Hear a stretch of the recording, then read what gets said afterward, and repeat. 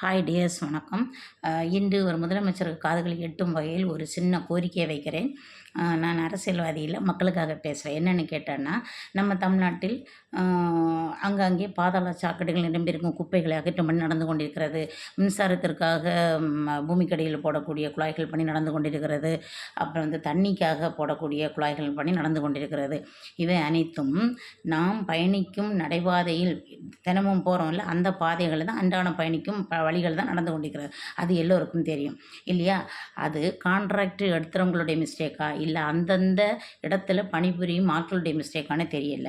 நேற்று என்னென்னா, புழல்ல இருந்து நம்ம இங்கே புத்தூரில் இருந்து ரெடில்ஸு போகிற பாதையில், அதை சிவன் கோயிலுக்கு அடுத்த பாதையில் 4 நாளாக பணி நடந்துட்டு தான் இருக்குது. என்ன செய்கிறாங்க, ஏது செய்கிறாங்க ஒன்றும் தெரியல.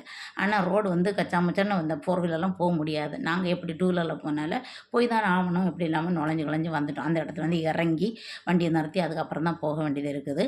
ஆனால் நாங்கள் போயிட்டு வரும்போது ஒரு லோடு லாரி கவுந்து, பெரிய லாரி அது கவுந்து விழுந்து கிடக்குது.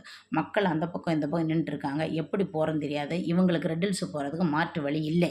அது மட்டும் நல்லா கன்ஃபார்மாக தெரியும். ஆனால் நாங்கள் எப்படி எல்லாமோ எங்கே எல்லாமோ புகுந்து எடுத்து வந்துட்டோம். ரொம்ப நேரம் ஆச்சு, வரதுக்கும் ரொம்ப நேரம் ஆச்சு. அதனால் டிவிக்கு ஆட்சியில் இனிமேல் இந்த பிரச்சனை நடக்கக்கூடாது.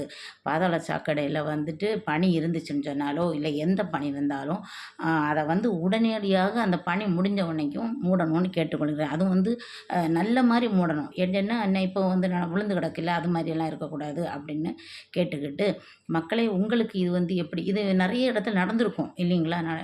நிறைய இடத்துல நடந்திருக்கு. இனிமேல் டிவி காட்சியில் இந்த மாதிரி இருக்கக்கூடாது. ஒருவேளை அந்த பனி முடியாமல் இன்னும் தொடரும் அப்படின்னு இருந்துச்சுன்னா, அதுக்கு ஒரு கொடி, பெரிய கொடி மாதிரியோ, அபாயம் இந்த இடத்த யூஸ் பண்ணக்கூடாது அப்படின்னு உள்ள அபாய கொடியோ, இல்லை ஒரு ஃபோக்கஸ் லைட்டோ, நைட்டு வரவங்களுக்கு ஒரு ஃபோக்கஸ் லைட்டோ இது இருக்கிறது மாதிரி பண்ணுங்கள். இது நான் மக்களுடைய சார்பாக கேட்டுக்கொள்கிறேன். மக்களே உங்களுக்கு இது கருத்து கணிப்பு எப்படி இருக்குன்னு சொல்லுங்கள். நன்றி, வணக்கம்.